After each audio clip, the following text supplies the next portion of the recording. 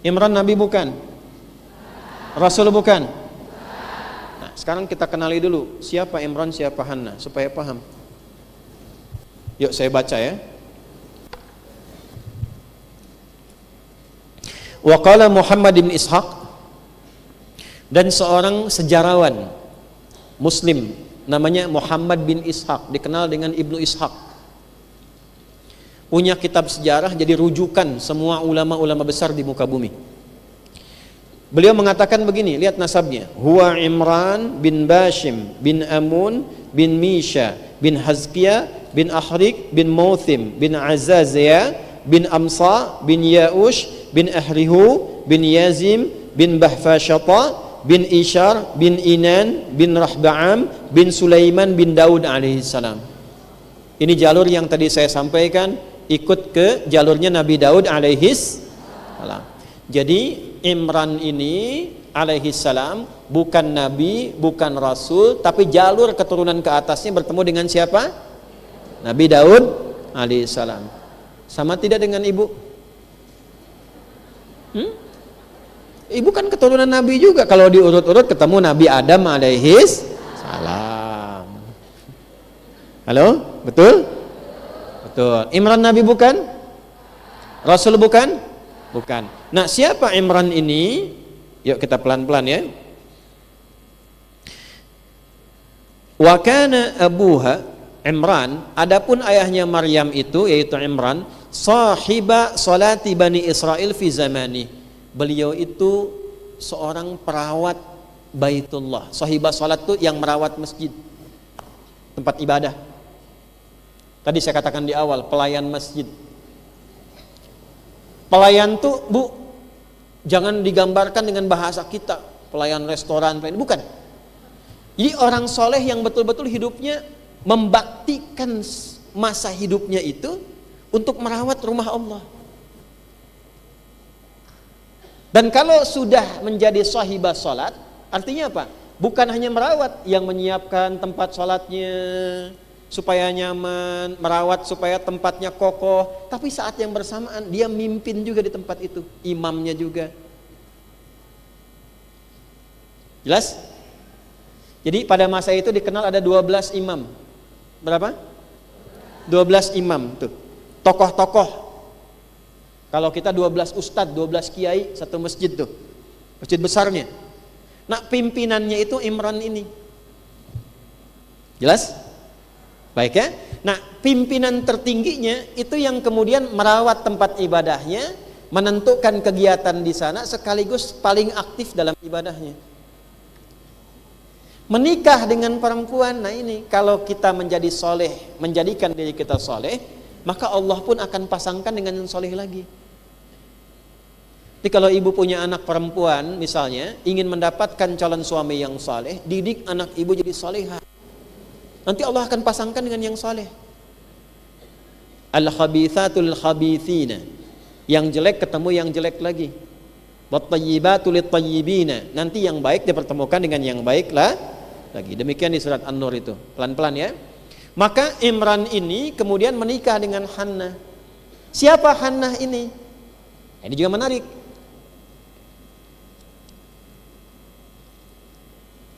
Pelan-pelan ya. Hannah ini juga tadi saya sampaikan seorang khadimah, pelayan dari kalangan perempuan, abidat yang senang ibadah, aktif juga di rumah-rumah ibadah, dan memfasilitasi yang perempuan-perempuan. Ibu kalau di DKM itu kan ada divisi keperempuanan ya, majlis taklim urusan perempuan dan sebagainya. Nah kurang lebih Hannah begitulah. Menikahlah kemudian Imran dengan Hannah. Nih, saya yakin banyak orang Islam bahkan yang belum tahu kisah ini. Ibu, ketika Imran menikah dengan Hannah dan berumah tangga, berkeluarga, itu Hannah, mohon maaf dengan kalimat ini, tapi kita belajar. Divonis secara klinis, secara medis, itu tidak bisa mengandung, tidak bisa melahirkan. Divonis mandul, maaf. Yuk kita baca. Belum banyak orang tahu kan, kok bisa melahirkan Maryam. Nanti di sini jadi fikih. Makanya kenapa saya bahas latar belakang dulu supaya kita paham. Maryam itu terlahir dari seorang ibu yang divonis kondisi ibu itu nggak bisa melahirkan, nggak bisa mengandung, nggak bisa melahirkan. Karena ada kondisi khusus yang dialaminya secara medis nggak bisa. Nah, bagaimana tiba-tiba bisa mengandung Maryam? Ini kisahnya. Di halaman 231 ya. Ini kitabnya asli. Kalau bisa nanti Panitia Saf Muslimah kita copy ini ya. Di pertemuan berikutnya di copy dulu supaya nanti pas mau belajar ibu bisa pegang ini. Ya, sambil disimak begini ya. Ini insya Allah kitabnya asli, nggak ada terjemahannya tuh. Silakan tuh. Dan ini belum tumbuh rambutnya, nggak ada harokatnya tuh, sedikit-sedikit aja. Dah, jangan kebanyakan ngobrolnya, sini dengerin tuh ya. Wa qad dzakara Muhammad bin Ishaq wa ghairuhu, dan para ahli sejarawan yang menganalisis tentang kehidupan Imran dan Hannah ini menyebutkan informasi yang penting. Di antaranya Ibnu Ishaq, anna umma Maryam, bahwa ibundanya Sayyidah Maryam itu yaitu Hannah, kanat la tahbal. Ini bahasa halus sekali. Divonis tidak bisa mengandung melahirkan. Ya. Fara'at yauman ta'iran yuziqqu farahan lahu. Tapi satu ketika beliau melihat induk burung sedang memberi makan anak-anaknya. Burung kecil, lihat memberi makan anak-anaknya. Fashtahat al-walad. Maka seketika itulah kemudian beliau punya keinginan yang sangat kuat untuk memiliki keturunan. Bu, lihat burung tuh, ya, lagi makan, ngasih makan anak-anaknya. Diamati, dilihat, terus punya keinginan. Ya Allah, saya juga pengen punya keturunan, punya keinginan yang sangat kuat. Bila makhluk itu saja bisa punya keturunan dan dia tidak dihisab, ya kan? Kalau dalam bahasa kita doanya, maka ya Allah, jadikan aku pun yang akan dihisab di hari kiamat nanti punya keturunan. Perhatikan, ini poin yang sangat penting, Bu ya. Apa yang terjadi? Fanadharat lillahi in hamalat lataj'alanna waladaha muharrara. Maka ketika melihat itu dan punya keinginan kuat, bernazarlah Hannah itu di dalam hatinya mengatakan, ya Allah, aku pun punya keturunan. Kalau engkau sembuhkan keadaanku ini dan aku punya keturunan, aku bernazar anakku aku akan jadikan sebagai pelayan khusus di rumahmu itu dan menjadi orang yang menghamba kepadamu selama hidupnya. Ini yang dimaksud Ali Imran yang ayat 35 itu. Tadi saya terangkan sampai 34 kan? Innallaha astafa Adam wa Nuha wa ala Ibrahim wa ala Imran 'alal alamin. Selesai. Dzurriyyatan ba'dhuha min ba'd, ya. Wallahu samiun alim. Saya terangkan sampai ke Nabi Daud, sebelumnya Musa, sampai ke Daud, ke Sulaiman, sampai ke Imran. Baru 35-nya. Idz qalat imra'atu Imrana rabbi inni nadartu laka ma fi dhatni. Pernahkah Anda belajar kisah tentang Hannah, ibundanya Maryam? Ketika beliau mengatakan, "Ya Allah, saya menazarkan anak yang saya kandung ini muharrara, saya bebaskan dari urusan dunia. Saya tidak ingin dia sibuk dengan dunia. Saya tidak ingin dia aktif dalam urusan dunia. Saya akan khususkan anak yang saya kandung ini khusus jadi ahli ibadah yang melayani kepentingan rumahmu dan orang-orang yang ibadah di situ." Asalnya ini ceritanya, Bu. Jadi kalau kita nggak baca kisah ini, taunya kita Hannah sudah mengandung saja dan nazar dalam kandungannya. Padahal itu didahului oleh sebuah peristiwa. Apa pesan moralnya? Kalau ada yang berumah tangga dan divonis secara medis, secara klinis, ibu ini nggak mungkin punya keturunan, Bu. Kondisinya begini-begini. Maka adab yang pertama, satu, jangan pernah berputus asa dalam berharap dan bermohon serta berdoa kepada Allah Subhanahu wa Ta'ala.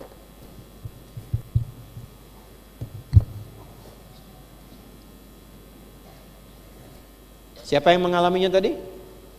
Hannah. Hannah punya adik, Bu. Bu tahu siapa nama adiknya? Yang tahu angkat tangan. Ya, di belakang. Ya?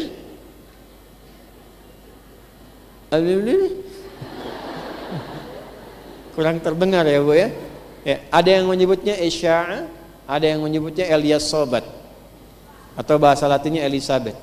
Elisya'a ya, atau Eliasobat atau Elizabeth. Ini menikah juga dengan saudaranya Imran, namanya Zakaria. Divonis sama Bu, gak mungkin punya keturunan. Apa yang terjadi? Di kasusnya Elisha atau Eliasobat atau Elizabeth, suaminya yang tak pernah berhenti memohon kepada Allah. Di kasusnya Hannahnya yang mohon kepada Allah. Di kesimpulannya apa? Kalau ada dalam keluarga dihukumi bahwa ini gak mungkin punya keturunan, suami begini, istri begini, jangan pernah putus asa dan berharap kepada Allah. Doa, punya keinginan yang kuat. Sampai Nabi Zakaria mengatakan begini, ya Allah, aku tidak pernah putus berdoa kepadamu sampai rambutku tuh memutih, fisikku jadi letih. Kaf ha ya ain sad. Dzikru rahmati rabbika 'abdahu Zakaria idh nada rabbahu nidaan khafiyya. Qala rabbi inni wahana al-'azmu minni washta'ala ra'su syaiba wa lam akum bidu'aika rabbi syaqiyya. Kayak ngaji baca Qurannya. Surat Maryam. Pernahkah Anda dengar rahmat Allah, kisah tentang rahmat Allah yang diberikan kepada Nabi Zakaria dan istrinya? Ketika Nabi Zakaria berdoa dengan khusyuk mengatakan pada Allah, ya Allah, aku tidak pernah putus harapan untuk bermohon kepadamu memiliki keturunan. Dari rambutku hitam sampai rambutku memutih sampai fisikku letih, aku tak pernah menyimpulkan putus harapan akan kehilangan harapan darimu untuk memberikan padaku keturunan. Ini saya gambarkan gini Bu, ilustrasi ya. Walaisa kamitslihi syai'. Bu, Allah itu maha kasih tidak? Maha sayang tidak? Rahman Rahim tidak? Seorang ibu berkasih sayang tidak? Lebih kasih mana, ayah atau ibu? Ibu, ya kan? Ibu kan? Karena itu ibu punya rahim kan? Saya tanya pada ibu, kalau ada orang di depan pintu minta begini, Bu, kasih Bu, kasih nggak? Belum tentu. Naon maneh katanya. Belum tentu.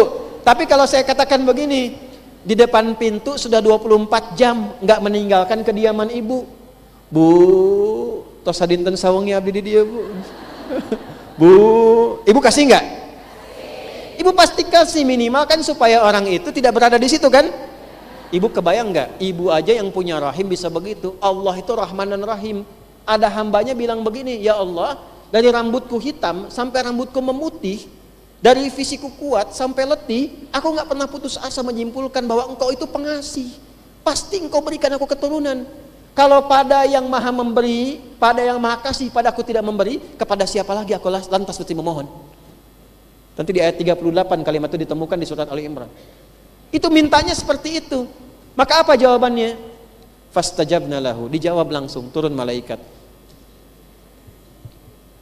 Nanti jawabannya di Quran surah ke-3 Ali Imran ayat 39-nya. Makanya nanti kisah 35 sampai 37, Hannah yang divonis tak mungkin punya keturunan, punya anak nanti namanya Maryam, perempuan.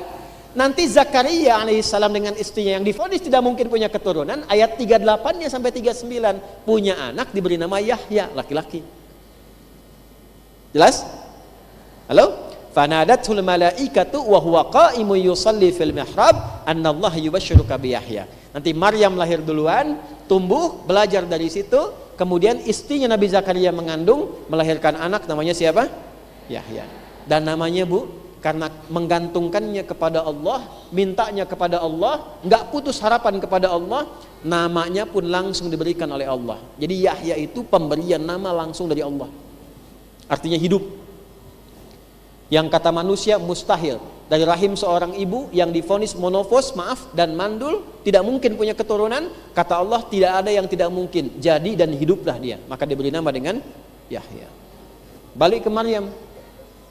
Nah, satu adabnya, jangan pernah putus harapan, selalu perbanyak doa.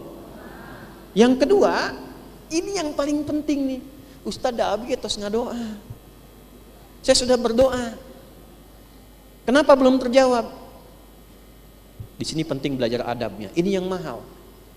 Saya tanya pada ibu, tadi Hannah itu doa punya keturunan untuk apa? Mengabdi. Ya kan? Pernah nggak bawa-bawa dunia dalam doanya? Tidak. Pernah nggak dalam riwayat disebutkan Hannah berdoa, ya Allah, aku pengen punya anak seorang dokter loh gitu. Misal, tidak salah kan? Tidak salah, boleh. Ya, dokter silahkan, arsitek silahkan, insinyur silahkan. Tapi yang pokok apa? Kalau punya hajat, punya kepentingan yang istimewa sifatnya, sementara orang lain membatasi. Termasuk ibu nanti bawa pesan ini ke suami-suami dalam kondisi yang mungkin tidak mudah, sedang sulit dalam pekerjaan, rezeki dan sebagainya. Rumusnya ini. Salah satunya apa? Bawa kepentingan doa itu kepada kepentingan ibadah. Rumusnya. Arahkan ke ibadah.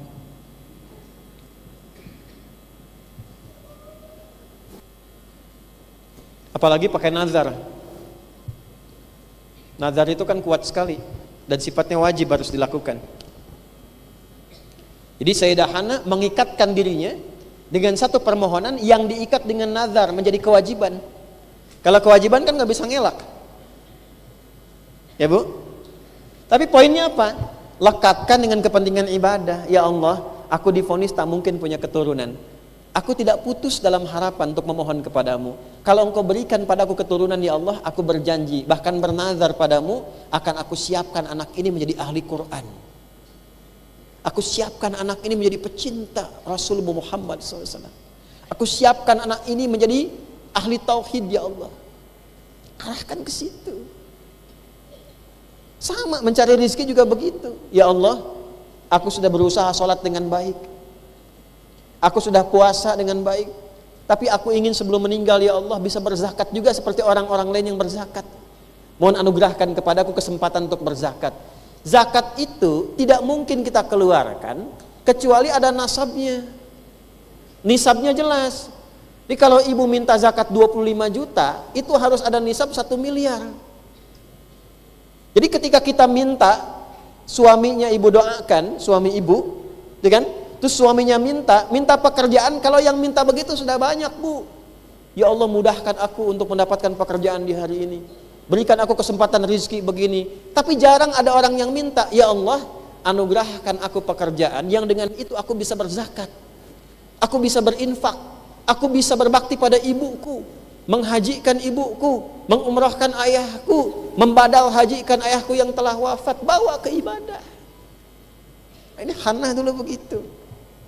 Maka kemudian ketika bernazar itu, tiba-tiba yang terjadi apa?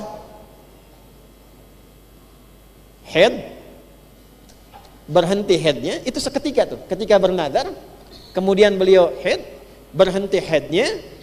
Ketika selesai headnya, bergaul dengan suaminya Imran, setelah itu mengandung. Gitu. Nah ini diceritakan dalam kitab Al-Bidayah wan Nihayah di halaman 231. Jadi ini latar belakang tentang nanti akan terlahirnya Sayyidah Maryam alaihissalam, latar belakangnya ditemukan di kitab Al-Bidayah wan Nihayah. Nih dasarnya seperti itu dulu.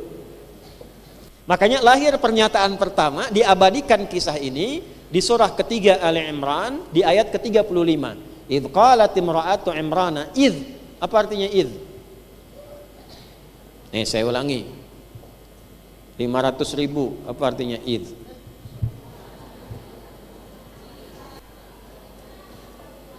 Apabila, jika, kelahiran. Ayo ngarang lagi terus apa? Sudah waktu habis ya. Idz kalau lihat mushaf itu ingatlah, kan?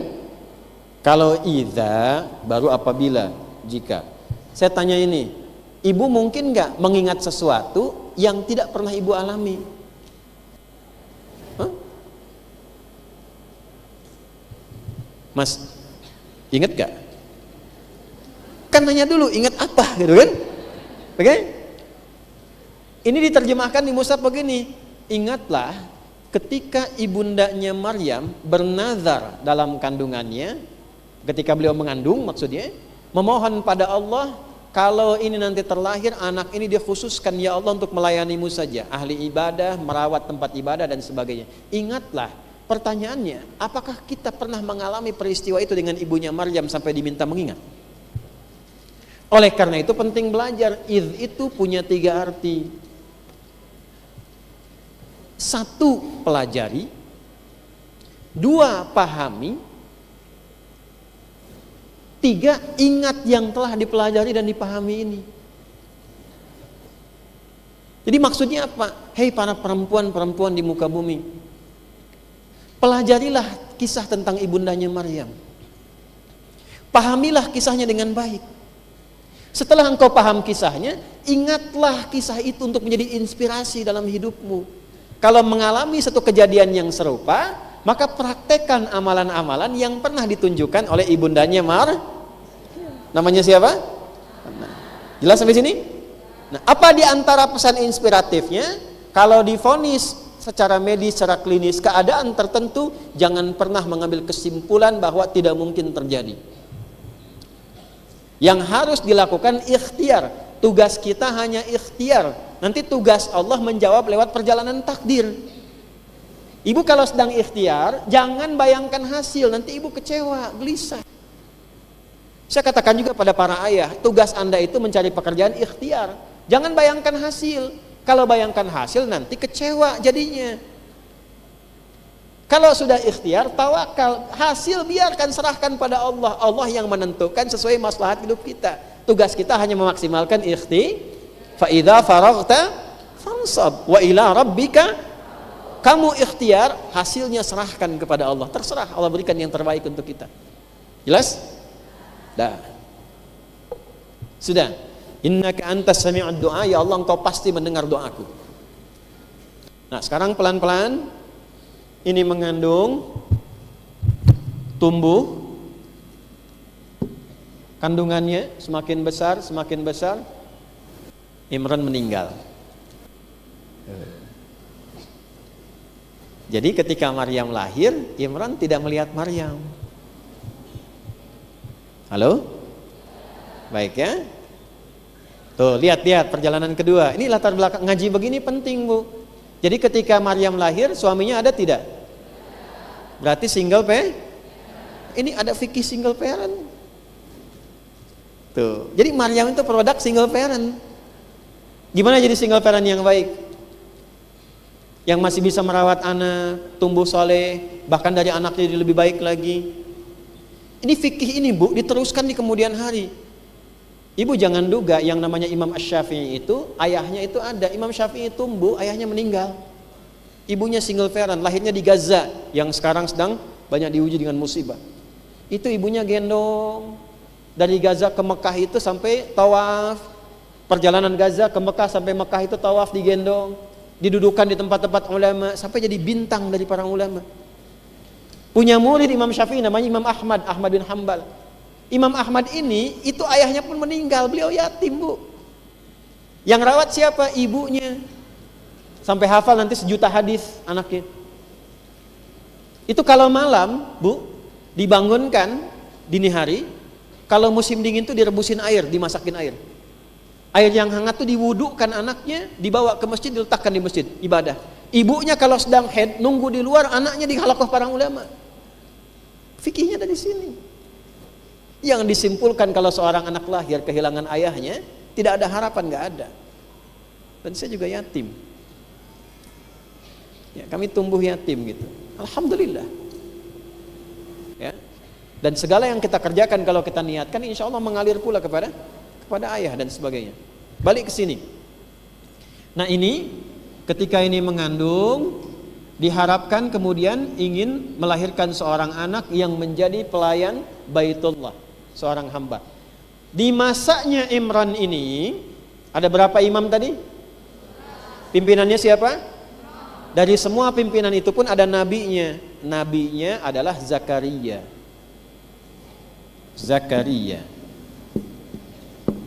Nih. Saudaranya Imran. Lihat sini baik-baik. Di masa itu, pelayan rumah Tuhan itu, khadim baitullah atau khadim atau sahibas salat, istilah pada masa itu laki-laki, nggak ada perempuan. Makanya Hannah ketika mengandung berharap yang lahir laki-laki. Pelan-pelan ya. Tiba-tiba ketika lahir perempuan. Berharap laki-laki yang lahir. Pernah nggak begitu? Pengen punya anak perempuan, lahir laki-laki. Pengen punya anak laki-laki, lahir. Pengen cepat tapi lambat. Pengen lambat ditunda-tunda tapi cepat. Pernah nggak begitu? Nah, ini fikihnya, anak itu hak prerogatif Allah. Tapi yang paling menarik fikihnya begini, setiap anak yang terlahir itu akan menyempurnakan sifat di kedua orang tuanya. Ini Bu gambarannya. Ini suami, ini istri. Dipasangkan begini. Apa fungsinya? Kekurangan di suami itu akan ditutupi oleh istri. Kekurangan di istri ditutupi oleh suami. Makanya ketika dipasangkan begini menjadi zauj namanya. Zauj itu satu pasang, satu paket yang saling menyempurnakan, nggak bisa berdiri sendiri. Ya, itu nanti ada di Quran surah keempat ayat 19 nanti. Ya. Jadi ibu tidak mungkin ingin mendapatkan suami yang sempurna, itu nggak ada Bu. Pasti ada kurangnya. Satu-satunya makhluk yang diciptakan oleh Allah tanpa kekurangan, tidak ada bakat menyimpang, itu cuma malaikat. Di Quran surah 66 di ayat yang ke-6, la ya'sunallaha ma amarahum wa yaf'aluna ma yu'marun. Malaikat itu ketika diciptakan cuma dari satu bahan namanya takwa, cahaya takwa. Maka malaikat tidak punya potensi menyimpang, awas, dan selalu mengerjakan tugas dengan benar. Tidak ada bakat salah, itu malaikat. Nah, ibu punya suami sepanjang bukan malaikat, masih manusia, pasti salah. Jadi para ibu dan para nenek yang berharap mendapatkan suami idaman untuk anak dan cucunya manusia yang sempurna, silahkan list malaikat. Saya yakin malaikat Israel sampai sekarang belum pernah tuh ada jodohnya. Sepanjang laki-laki itu manusia, pasti ada kurangnya. Sepanjang ibu pun manusia, pasti ada kurang. Menariknya pernikahan itu, ini saling menutupi yang kurang di sini, yang menyempurnakan yang ini. Makanya bersyukurlah ibu ketika menikah, itulah pasangan ibu. Jangan berharap pada pasangan orang lain. Nah, suami saya nggak seperti ustadz ya. Itu penipuan itu dari setan. Ini. Nah, nanti kekurangan di dua pasangan ini yang melengkapi nanti anak pertama. Nanti kekurangan di orang tua dan anak pertama yang melengkapi anak kedua. Makanya setiap anak itu karakternya beda-beda. Ibu jangan samakan. Semua membawa keistimewaannya masing-masing. Jelas? Nah, fikih ini penting sekali. Jadi kalau seperti ini nanti, ini akan menjadi menarik. Mengapa? Karena seringkali manusia itu punya banyak keinginan, tapi belum tentu jadi maslahat dalam hidupnya. Sama, Hannah ingin anak laki-laki, Allah jawab dengan anak perempuan. Terkadang ibu begitu, pengen laki-laki lahir perempuan. Kenapa? Karena ada maslahat kehidupan yang harus disempurnakan dengan perempuan terlebih dahulu. Jelas? Oke. Yuk kita baca Qur'annya, indah sekali. Falamma wada'atha qalat rabbi inni wada'tuha untha. Maka ketika lahir perempuan, kata ibunya begini, ya Allah, kok perempuan? Pernah ada kisah-kisah begitu ya? Nah, artinya fitrah Bu, nggak apa-apa. Sesoleh-solehnya Hannah sehana-hanahnya Hannah, soleha. Fitrah keperempuannya keluar juga, ya Allah perempuan gitu. Coba lihat apa jawaban Allah. Coba. Wallahu a'lamu bima wada'at wa laysa dzakaru kal untha. Hannah, aku yang lebih tahu kualitas perempuan yang terlahir ini. Dan ingat loh, perempuan punya keistimewaan yang tidak dimiliki laki-laki. Itu bahasa Allah tuh. Walaisa dzakaru kal untha. Perempuan itu istimewa. Dia punya keistimewaan yang tidak dimiliki oleh laki-laki. Berhubung ini kajian ibu-ibu yang saya bahas itu. Nanti kajian bapak-bapak saya sebut laki-laki punya keistimewaan yang tidak dimiliki perempuan. Harus seimbang kita. Nanti ayatnya saya munculin lagi. Maksudnya apa? Kalau terlahir seorang anak itu, apapun jenis kelamin dia, laki-laki atau perempuan, itu adalah anugerah terindah yang Allah berikan. Ada keistimewaan di dalamnya. Dan ibu kalau sudah tumbuh bangga jadi perempuan, tumbuh, lahir, terhormat, ibu syukuri dengan merasa bangga jadi perempuan. Dan saya katakan ya, satu-satunya ayat tentang manusia yang meminta pede, meminta percaya diri tentang keadaan dirinya, itu hanya ditemukan di dalam Al-Quran dan khusus bagi perempuan. Kenapa? Karena umumnya, dalam pandangan umum, itu selalu menyimpulkan bahwa perempuan itu lebih lemah dibandingkan laki-laki. Perempuan itu tidak bisa mengerjakan tugas-tugas tertentu seperti laki-laki memilikinya. Tapi tidak dipelajari apa keistimewaan perempuan yang tidak dipunyai laki-laki.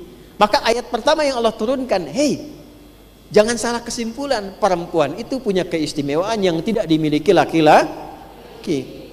Nah, ini ketika diviralkan, penting kita lihat suasana masyarakatnya pada masa itu seperti apa. Kalau di ilmu sosiologi itu ada masalah apa di masyarakat sampai menyimpulkan seperti ini?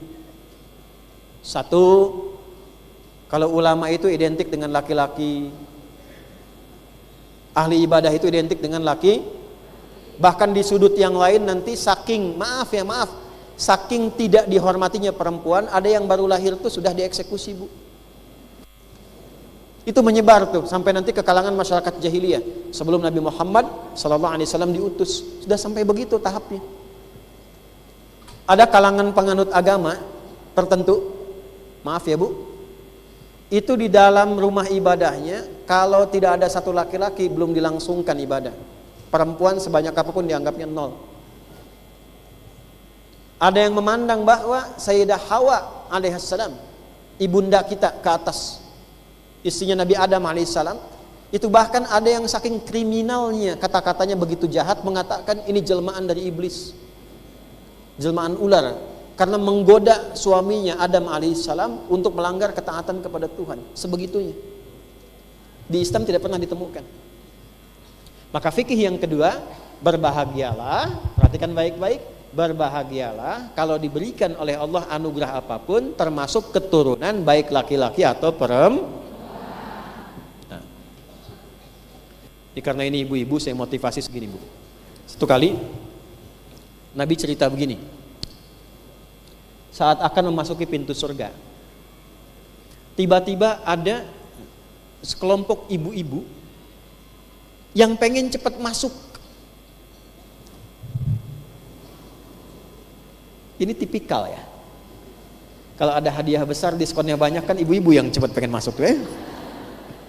Surga kan besar sekali ya, hadiahnya banyak, pengen cepat masuk. Nabi tanya, ya Jibril alaihissalam, Jibril itu siapa golongan itu? Itulah ibu-ibu yang merawat anak-anak perempuannya saat di bumi. Riwayatnya sahih. Makanya Nabi pernah komen, seorang ibu yang merawat dua anak perempuan, pernah nggak dengar hadis itu? Ya kan? Dan dua anak itu menjadi syafaat untuk dirinya saat yaumul hisab. Itu yang menjadikan ibu itu pengen cepat masuk sampai pengen mendahului Nabi. Ya, karena fitrah di dalam hatinya, bukan karena ketidakpatuhannya. Ya, tahu nggak kisahnya apa, Bu? Kan lagi makan, ada kurma kan? Jadi jatah anaknya sudah, jatah ibunya dibagi lagi untuk anaknya. Itu yang memberikan Nabi komen. Ibu itu langsung subscribe and like. Keturunan. Lahirnya siapa? Perempuan kan? Nah sekarang yuk masuk ke Maryamnya. Belum kena mukadimah kedua ini. Tinggal 15 menit ini waktunya baru mukadimah. Ya. Sabar ya, nggak ngaji dengan saya harus begitu, sabar. Wa inni sammaituha Maryam. Berikutnya adalah adab dalam mendidik anak perempuan. Nanti laki-laki di lain tempat ya. Nanti ada di surat Luqman, itu nanti terkait laki-laki. Ini untuk perempuan dulu. Nanti insya Allah kalau masuk pada bab berikutnya setelah perempuan, keluarkan nanti pendidikan anak-anak di dalam Al-Quran. Nanti kita akan turunkan. Dan kitabnya lengkap insya Allah. Sudah Bu? Falamma wada'atha qalat rabbi inni wada'tuha untha wallahu a'lamu bima wada'at wa laysa dzakaru kal untha. Ketika lahir perempuan itu, Hannah berkata, ya Allah, perempuan, saya kan punya nazar, pengennya laki-laki jadi pelayan di rumahmu, ya. Allah menjawab, Hannah, perempuan itu punya keistimewaan yang tidak dimiliki laki-laki. Dan saat yang bersamaan kalimat itu menegaskan bahwa anak perempuan ini pun bisa punya status yang sama di masa itu seperti laki-laki. Karena nazarnya itu tadi, Allah ingin mendobrak satu tradisi bahwa seakan-akan kalau ulama itu harus laki-laki. Tidak, perempuan pun bisa jadi ulama. Oke, cetak anak ibu jadi ulama perempuan supaya bisa ngajarkan fikih perempuan. Masa fikih perempuan diajarin sama laki-laki? Sayyidah Aisyah itu kan ulama perempuan. Sepertiga ilmu di muka bumi ini dikuasai oleh Sayyidah Aisyah, ahli di bidang kedokteran juga dan sebagainya. Teruskan. Wa inni sammaituha Maryam. Baru ketemu kata Maryam di sini. Wa inni, dan sungguh aku tetapkan pada diriku. Saya baca pakai ilmu balaghah dulu ya, dari cabang ilmu nahunya. Harfun nasbin wa taukidin tansibul isma wa tarfa'ul khabara mabniyun 'alal fathi la mahalla lahu minal i'rabi. Ini asalnya dari kata inna. Inna itu huruf yang berfungsi menguatkan pesan ke dalam jiwa supaya pesan ini dipegang dengan kuat, jangan sampai ragu. Kalau disambungkan dengan ya mutakallim menjadi inni, inna plus ya, jadi inni artinya dibawa ke pribadi. Maksudnya gini, ibu kalau sudah lahir anaknya, misalnya lahir tadi perempuan, terus ibu pengen kasih nama. Ketika memberikan nama itu, ibu harus betul-betul mencari nama yang terbaik, yang meyakinkan pada hati ibu bahwa nama itu yang terbaik untuknya. Poinnya, jangan sembarangan kasih nama. Cari nama yang bermanfaat untuk anak dunia akhiratnya. Cari nama yang membanggakan anak itu untuk orang tuanya. Dan yang paling penting begini, cari nama yang sesuai bagi harapan ibu untuk anak itu ke depannya pengen jadi apa. Itu poinnya. Contoh, Hannah tadi anaknya pengen jadi apa? Orang salihah, pelayan dari rumah Allah, dekat dengan Allah, kan? Jalan hidupnya baik, terhormat. Itu bahasanya diwakili dengan satu kata, namanya Maryam. Itu artinya Maryam.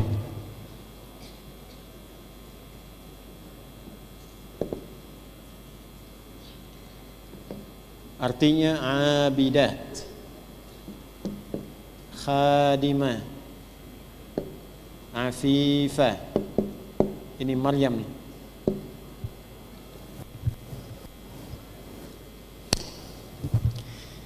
Pesan pentingnya apa yang pertama sebelum kita ke Maryam? Beri nama anak itu sesuai dengan doa dan harapan ibu saat anak itu dikandung. Karena setiap ibu yang mengandung pasti punya harapan untuk anaknya. Pasti itu.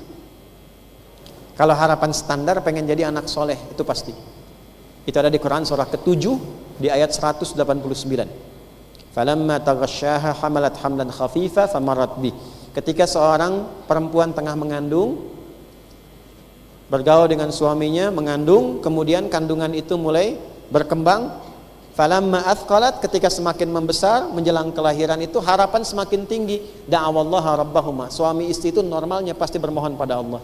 La in ataitana shaliha lanakunanna minasyakirin. Ya Allah, mohon jadikan bayi yang terlahir ini tumbuh sebagai anak yang soleh. Merasa begitu kan? Datang kepada tokoh agama, kiai, ustadz, alim, doakan Ustaz, mudah-mudahan lahiran lancar, anaknya soleh. Pernah begitu? Kan? Tapi di balik kesolehan itu pasti punya harapan. Anaknya pengen jadi ahli Quran misalnya, pengen jadi ahli hadis. Nah, ibu cari nama yang mewakili dari nama itu, doa-doa ibu ke situ. Oke? Misal saya pengen anak saya yang perempuan, dia pintar, cerdas, gesit, dan paham Al-Quran. Ibu beri nama misalnya Aisyah Faqihatul Quran. Aisyah dinisbatkan kepada Sayyidah Aisyah radhiyallahu ta'ala anha, Ummul Mukminin, yang gesit, ahli ilmu, pakar di bidang banyak ilmu, Faqihatul Quran, yang sangat mengerti isi Al-Quran. Contoh. Jelas? Anaknya cantik, ketika lahir bagus gini, kayaknya ini dewasanya ini senang, tampilan yang baik dan sebagainya. Beri nama misalnya Zainab Habibatur Rasul. Misal. Ya? Misal, Sayyidah Zainab itu kan tampil indah, menawan, pakaiannya bagus-bagus, senang fashion, tapi saat yang sama dicintai oleh Nabi sallallahu alaihi wasallam. Halo, jelas? Nah, ini karena nazarnya ingin lahir seorang anak pengabdi, ahli ibadah, dekat dengan Allah, pelayan pada kepentingan agama dan rumah Tuhan, saat yang sama menjaga kehormatan dirinya. Maka diberi nama dengan apa? Maryam. Ini Maryam. Ini artinya dalam bahasa Arab seperti itu. Ibrani pun demikian. Dalam bahasa Ibrani itu Maryam. Maryam. Dalam bahasa Aramaik juga sama. Maryam. Terserah apakah setelahnya Belina atau apa dan semua itu kan bebas tuh. Penting Maryam dulu. Nah, dalam bahasa Yunani Maryam atau disingkat Maria. Maryam atau disingkat Maria.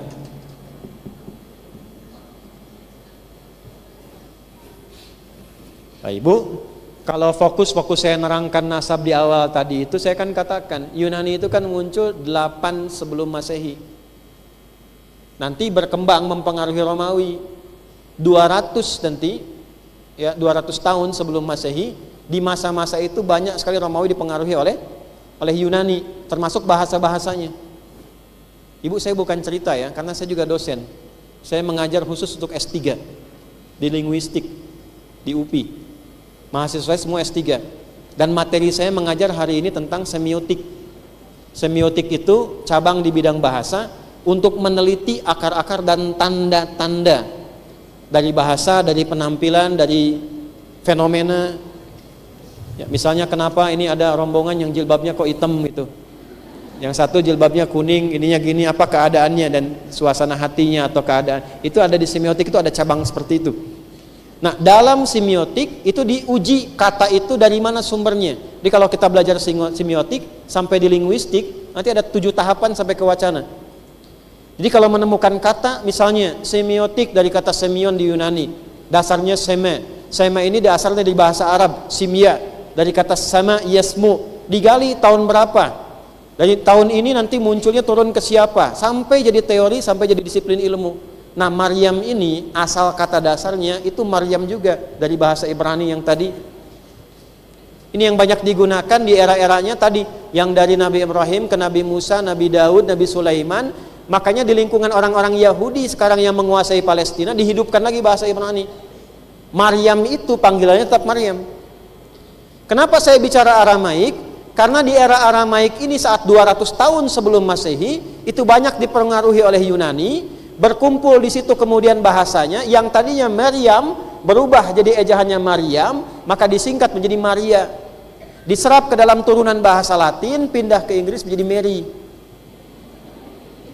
Ya, saya serius. Ya? Jelas? Maka dari sini kemudian muncul istilah nama Maria. Asalnya ke Yunani. Dari Yunani itu singkatan dari Maryam. Tarik ke atas ya ketemu Maryam. Ini Ibraninya Maryam.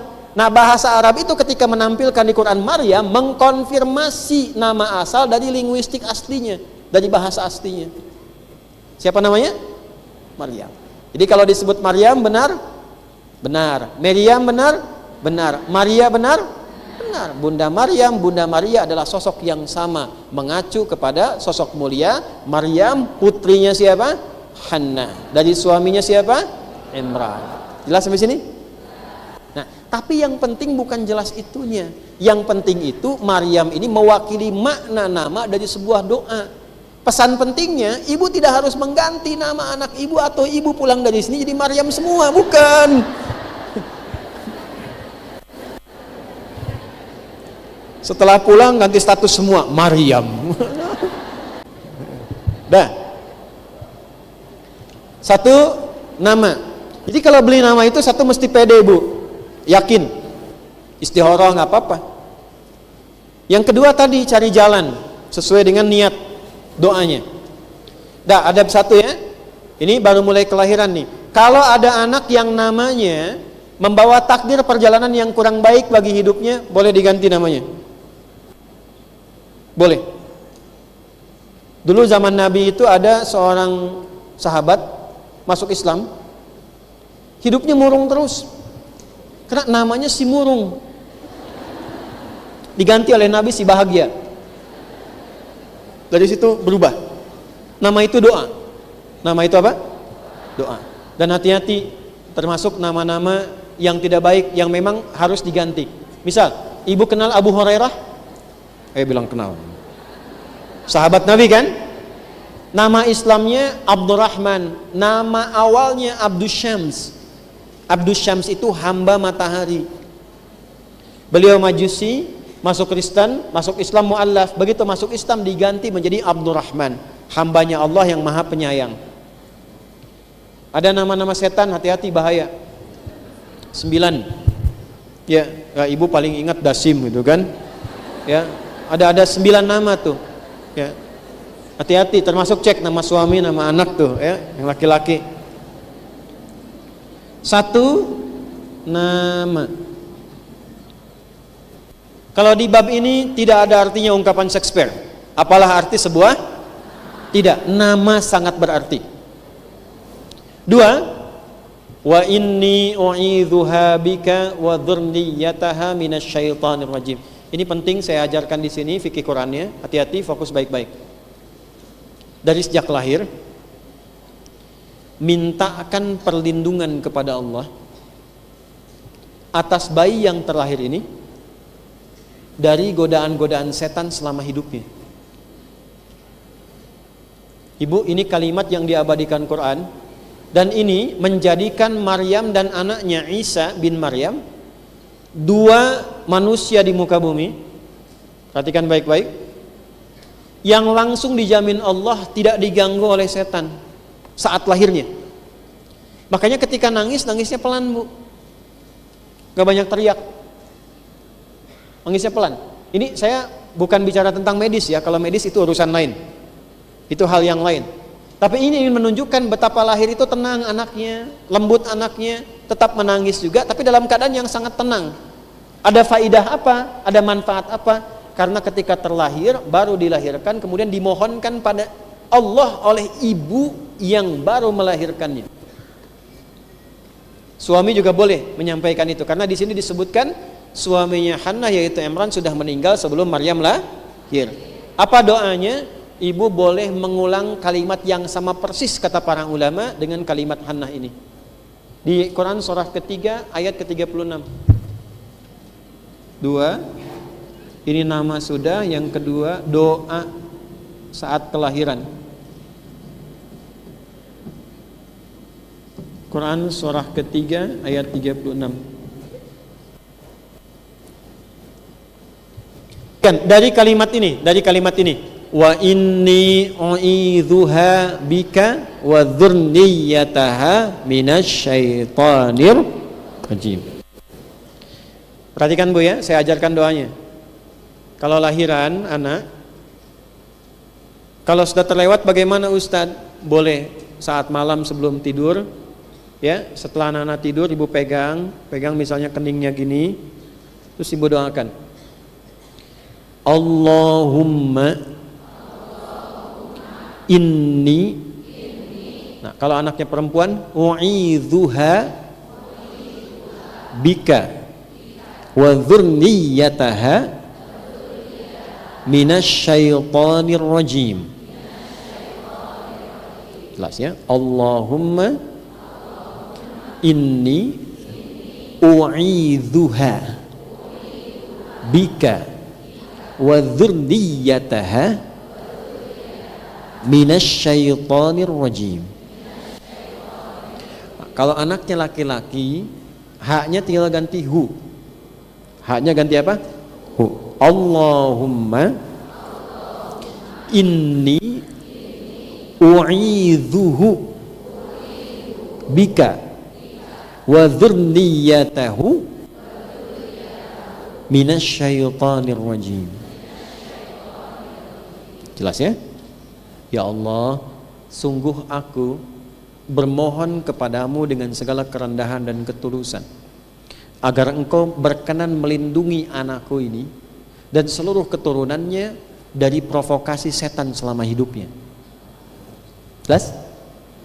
Ya, ini bagian penting doa. Karena gini Bu, maaf ya,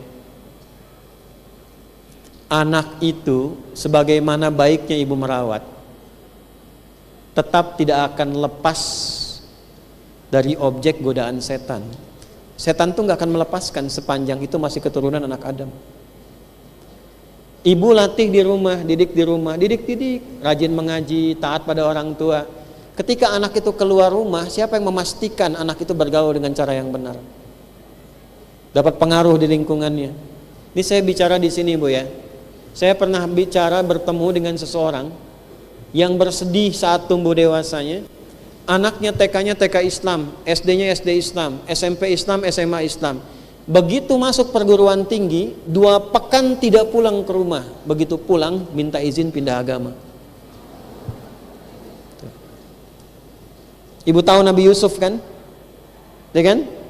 Punya berapa saudara? 11. Karena beliau total, Nabi Yakub itu 12 anak kan? Ya kan? Halo? 12 ini Nabi Yakub itu tidak pernah lepas. Ini bisa ibunya, bisa ayahnya, tidak pernah lepas memohon kepada Allah agar dilindungi 12 anaknya ini dari provokasi setan. Apa yang terjadi? Ketika anaknya mulai tumbuh, yang Nabi Yusufnya ini terlihat baik, itu kan wajar. Biasanya orang tua punya kecenderungan kan, tanpa melupakan yang lain. Nabi Yakub itu adil pada semua anaknya, tapi melihat ada potensi lebih unggul di Nabi Yusuf alaihissalam, maka diarahkan sesuai potensinya. Yang 11 anak ini, yang satu adik Yusuf namanya Bunyamin, mendukung kakaknya, mendorong ayahnya juga dengan itu. Yang 10 diprovokasi oleh setan. Supaya apa? Supaya mereka berbuat jahat kepada Yusuf ini. Maka apa yang terjadi? 10 orang rapat di samping rumah. Perhatikan Bu ya, 9 mengusulkan uqtulu Yusuf. Sudah, selesaikan Yusuf, eksekusi saja. Supaya apa? Supaya ayah nanti nggak punya perhatian lagi ke Yusuf, perhatiannya ke kita semua. Itu kan logika anak yang baru tumbuh Bu, ada remaja, cemburu kepada saudaranya.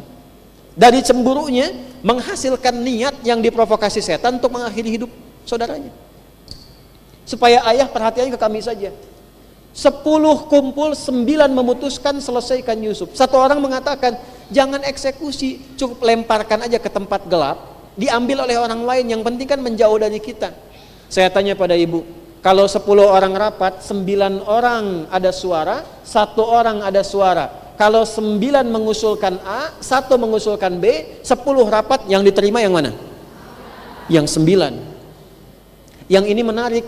9 orang mengusulkan, 1 orang mengusulkan, 10 rapat, 9 orang mengusulkan A, eksekusi Yusuf, 1 orang mengusulkan jangan, lempar aja ke tempat gelap. Yang menarik, yang diterima ini yang 1. Padahal setan kalau memprovokasi tidak pernah turun, selalu naik. Pertanyaan saya, kok bisa pindah ke 1 dari yang 9 ini? Kesimpulannya 1, karena ayahnya tidak pernah putus mendoakan semua anak-anaknya. Jadi kalaupun ada anak ya Bu, mohon maaf, terlihat perilakunya berbeda. Orang mengatakan aktif, orang mengatakan nakal dalam tanda petik, padahal saya tidak punya kosakata nakal itu. Bagi saya nggak ada anak nakal itu. Maaf ya, seunik-uniknya anak, tetap simpulkan itu titipan Allah yang diberikan anugerah yang harus kita bantu supaya tumbuh. Minimal ibu doakan terus, doakan. Jelas? Nah inilah yang dilakukan oleh Hannah kepada Maryam. Jadi 1 nama, yang kedua doa, baik ya. Yang ketiga, dipilihkan pembimbing, guru yang pintar dan salih. Jadi kalau anaknya tumbuh sekarang ibu ya, mau disekolahkan, coba ibu survei dulu, lihat sekolah-sekolah yang guru-gurunya termasuk maaf sekali, semua hal yang ada di sekolah itu, baik OB-nya, security-nya dan sebagainya, lingkungannya, ibu pastikan 2 sifatnya, kualifikasinya. 1, orangnya saleh, yang kedua pintar. Tidak cukup dengan pintar saja. Kalau tidak ditemukan sifat soleh dalam kepintaran, nanti akan merusak. Termasuk pesantren. Awas nih ya, zaman berubah, pesantren ini, mohon maaf sekali lagi, ada orang yang berusaha menjadikan pesantren itu kesannya buruk, sehingga bikin pesantren-pesantrenan, bukan pesantren betulan.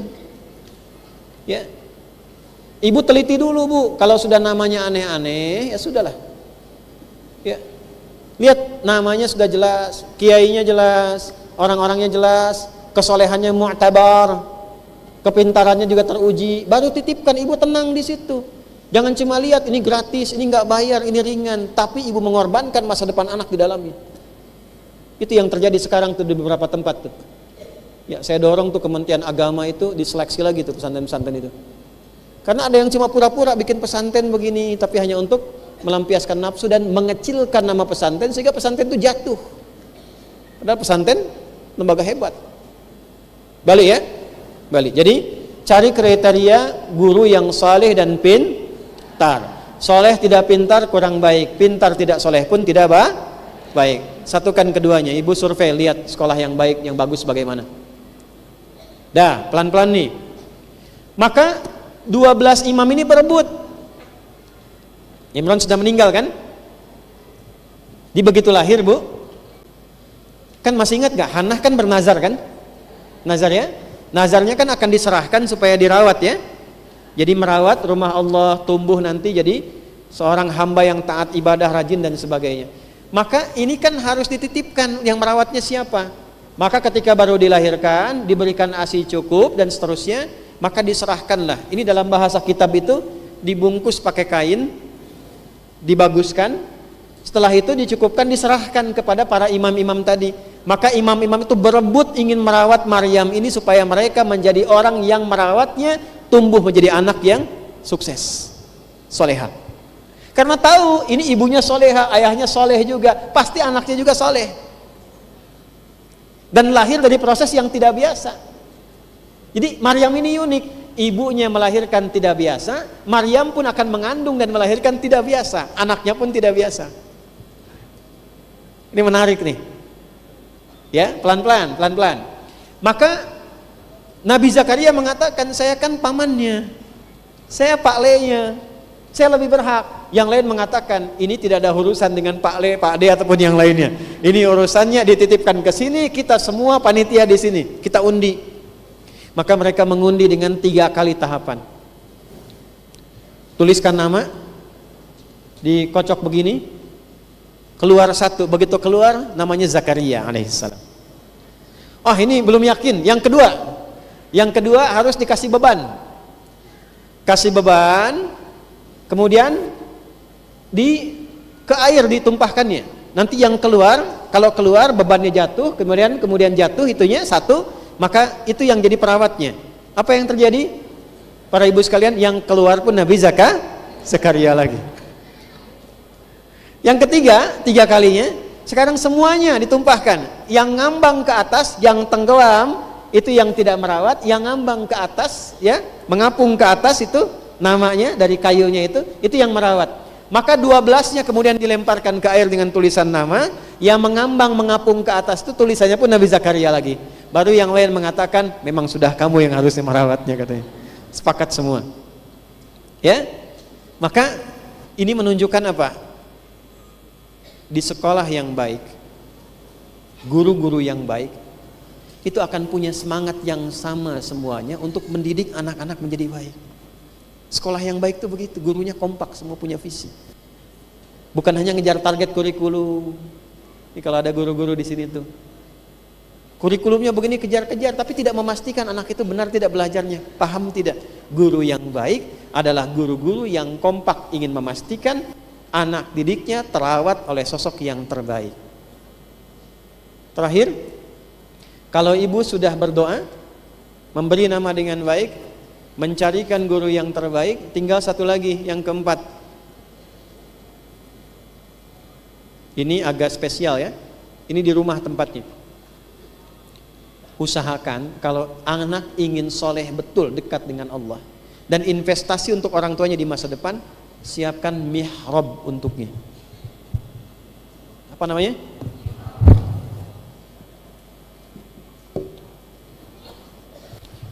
Alhamdulillah. Apa itu mihrab? Tempat yang dikhususkan untuk ibadah. Definisi gampangnya begitu. Mihrab ini punya 2 keutamaan. 1, mempercepat datangnya rizki dari sisi yang tidak diduga. 2, mempercepat jawaban doa. Semakin soleh orangnya, semakin solehah, dia punya mihrab, terkadang belum minta Allah sudah beri. Jadi ada orang begini bu, dia minta memohon, ini saat dikabulkan, dia minta memohon, begitu disebutkan Allah kasih. Ada orang yang baru terbersit di benaknya saking dekatnya hubungannya dengan Allah, dan dia butuh itu, baru terfikir Allah sudah berikan. Nah, mihrab itu mengantarkan pada yang kedua. Kenapa tempat imam diberi nama dengan mihrab? Karena diharapkan imam saat memimpin jamaahnya menunaikan ibadah, doanya cepat diterima oleh Allah Subhanahu wa taala. Karena itu tidak boleh sembarangan memilih imam dalam masjid. Nah, ibu boleh siapkan, bisa siapkan mihrab di dalam rumahnya. Bisa satu bentuk ruangan, atau kalaupun ruangannya terbatas, sehamparan sejadah. Syaratnya cuma satu, jangan campuri di dalamnya dengan urusan yang bukan ibadah. Bahasa gampangnya, khususkan untuk ibadah saja, walaupun sehamparan sejadah. Di situ ibu berdoa, baca Qur'annya, sholatnya, zikirnya. Di luar kepentingan ibadah, ibu keluar dari mihrab. Jelas? Termasuk bikin status. Keluar. Klik. Sedang di mihrab nanti ya teleponnya. Nah, keluar. Sudah berapa? Saya sebutkan 4 ya. Yuk, 1 apa masih ingat? Berina.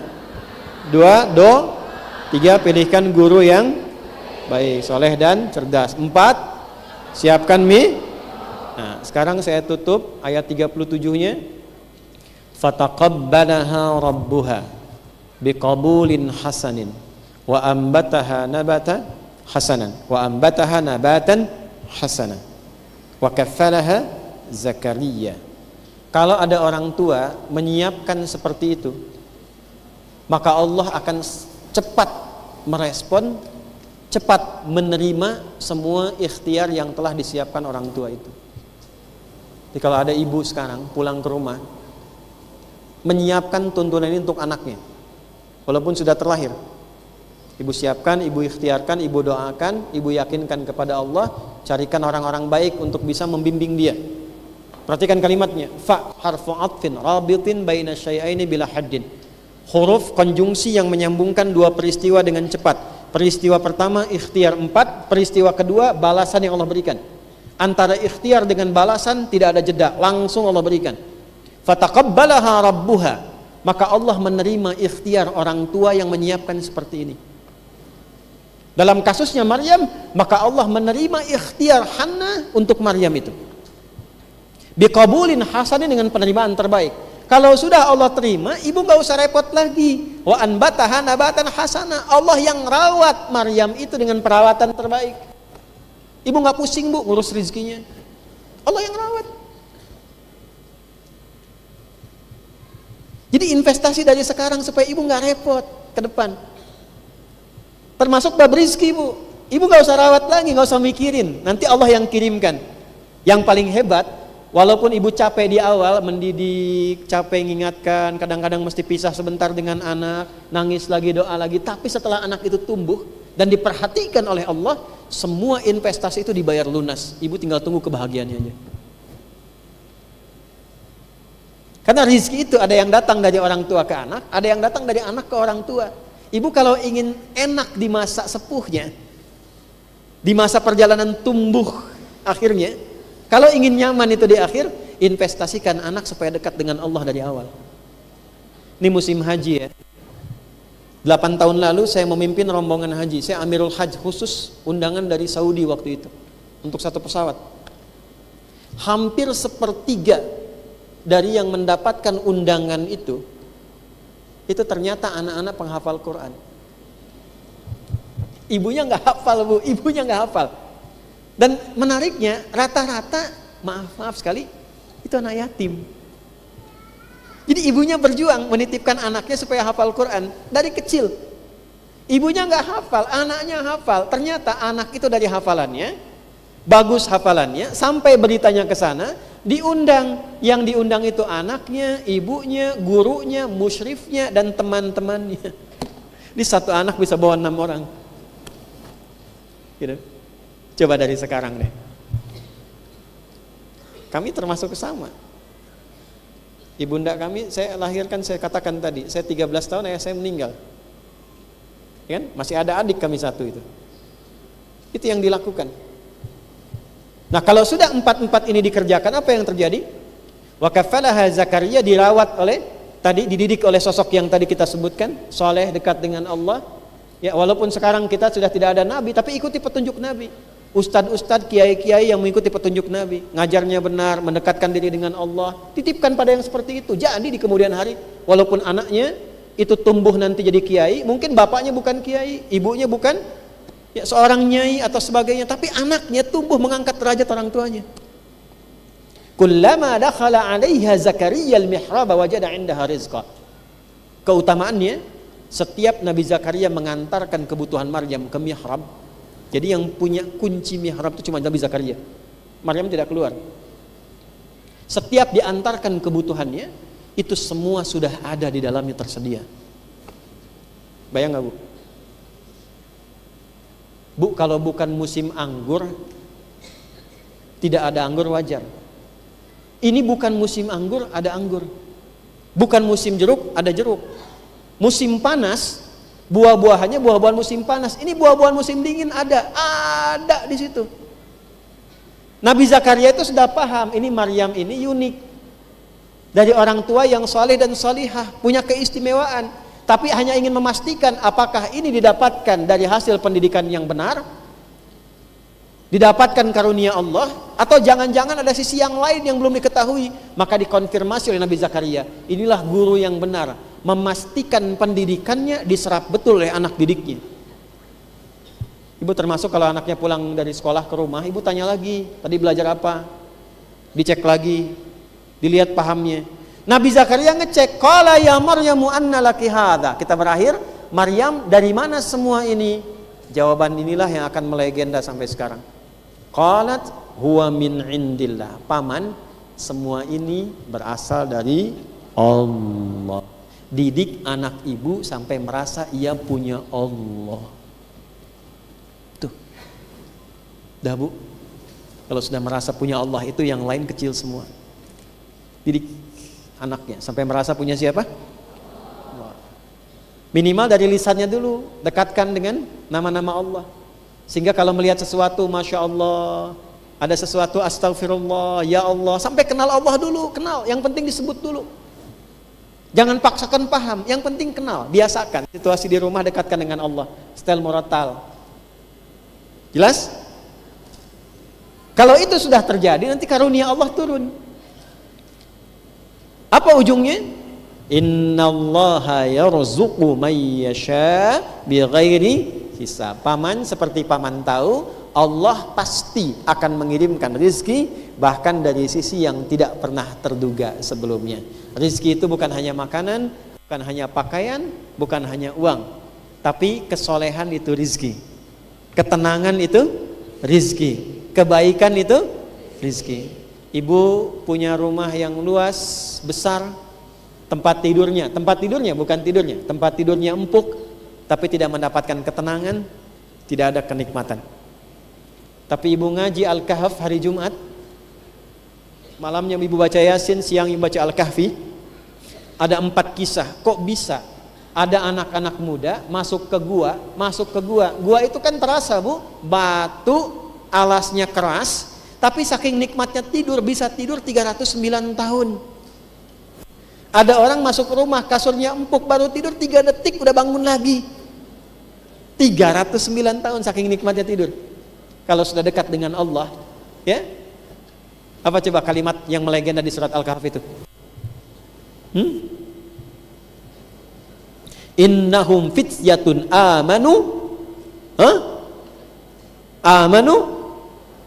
bi rabbihim wazidnahum huda. Mereka anak-anak muda yang sudah merasa punya Allah, lalu kami lindungi kehidupan mereka. Tuh. Jadi kalau sudah dirawat Allah, kecilnya disayang, remajanya dirawat, tumbuh dewasanya ada dalam naungan Allah Subhanahu wa taala. Itu indah.